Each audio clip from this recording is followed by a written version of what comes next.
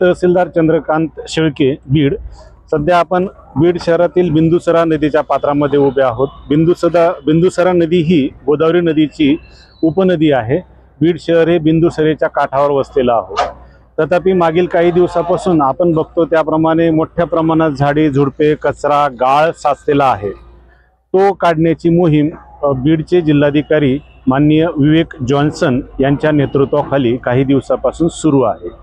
यासाठी जलसंपदा विभागाचे पोकलेन मशीन आणि नाम फाउंडेशनचे मशीन किंवा टिप्पर आपण इथं वापरल्या जात आहेत आणि लवकरच हे खोलीकरण किंवा साफसफाईचे काम संपणार आहे। माझ्यासोबत नगर परिषदेचे अधिकारी सुद्धा आहेत। बीड नगर परिषदेच्या वतीने सर्वांना आवाहन करण्यात येते की मागच्या वर्षी पूर आपण मोठ्या प्रमाणात पाहिलेला होता, त्यामुळे यावर्षी पूररेषेतील नागरिकांना आपण नोटीस दिलेले आहे, तसंच जाहीर आवाहन केले। त्या अनुषंगाने नागरिकांनी